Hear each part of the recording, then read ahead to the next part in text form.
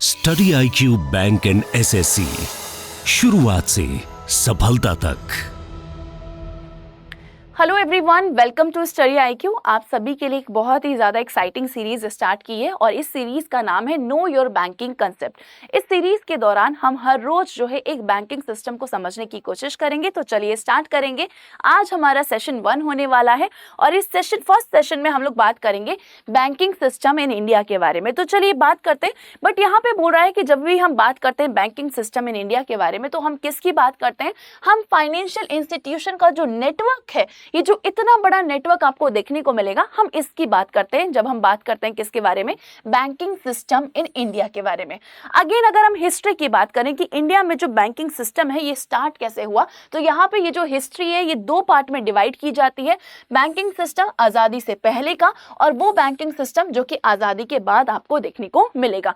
ये जो second post independence phase जो यहाँ पे आपको देखने को मिल रहा होगा, ये फर्दर 3 कैटेगरीज में क्लासिफाई किया जाता है। पहला होता है वो फेज जब आपको यहाँ पे एक नेशनलाइजेशन फेज देखने को मिलेगा। ये स्टार्ट होता है 1947 से लेकर 1969 तक। पोस्ट नेशनलाइजेशन की बात करेंगे, नेशनलाइजेशन के बाद वाला फेज, इसका टाइम पीरियड रहेगा 1969 से लेकर 1991 तक। और जब हम 1991 की बात करेंगे, हम ये आता है टाइम पीरियड ऑफ LPG। तो यहाँ से जो है आपको लिबरलाइजेशन फेज की जो है शुरुआत देखने को मिलेगी। नेशनलाइजेशन फेज की हम बात करेंगे तो यहाँ पे आपको एक 1955 का इवेंट याद आएगा, यहाँ पे आपको 1969 का इवेंट याद आएगा। ये सारी बातें हम लोग यहाँ पर करने वाले हैं। तो सबसे पहले हम लोग बात करेंगे history of banking system in India और ये हम प्री इंडिपेंडेंस फेज की बात करेंगे। तो यहाँ पे बताया जाता है कि जो इंडिया का पहला बैंकिंग इंस्टीट्यूशन था, इसका नाम था बैंक ऑफ हिंदुस्तान और इसको स्टैब्लिश किया जाता है इन द ईयर 1770। तो 1770 में बैंक ऑफ हिंदुस्तान को स्टैब्लिश किया जाता है अंडर यूरोपियन मैनेजमेंट। अगेन यहाँ पे बोल रहा है कि इसके बाद आपको जो है जनरल बैंक ऑफ इंडिया जो है ये देखने को मिलेगा। इसको सेटअप किया जाता है इन 1786।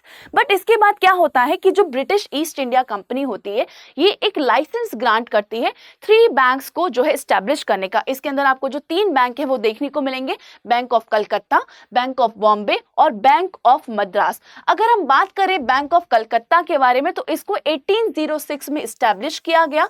अगर हम बात करें बैंक ऑफ बॉम्बे के बारे में तो इसको 1840 में स्टैब्लिश किया गया और बैंक ऑफ मद्रास को 1843 में स्टैब्लिश किया जाता है।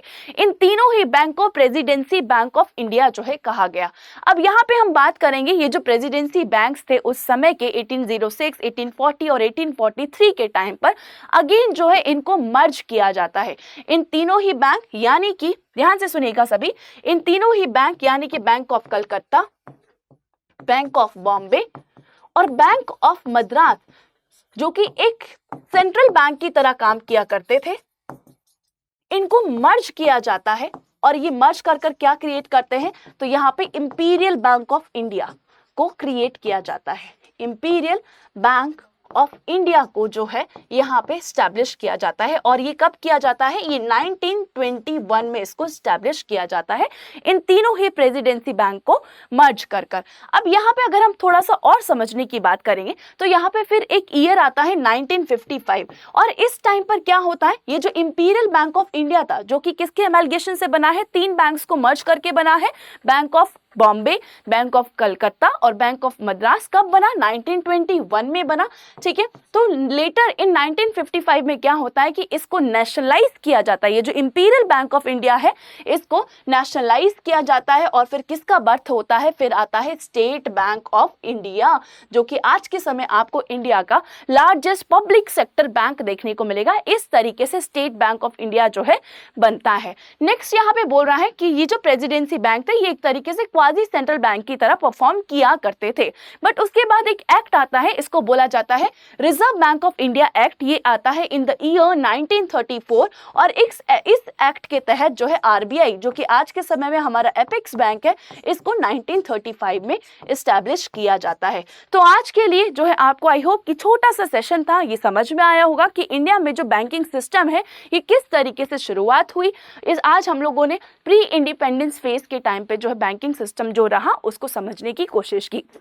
नेक्स्ट क्लास में हम लोग बात करेंगे आरबीआई के बारे में, उसके बाद हम लोग बात करेंगे टाइप्स ऑफ बैंक्स के बारे में, और इस तरीके से रोज हम एक इंपॉर्टेंट टॉपिक उठाएंगे जो कि एक कंटिन्यूशन सीरीज में आपको देखने को मिलेगा। तो ये जो सीरीज है नो योर बैंकिंग कंसेप्ट, ये आप सभी के लिए एक बहुत ही इंपॉर्टेंट सीरीज होने वाली है।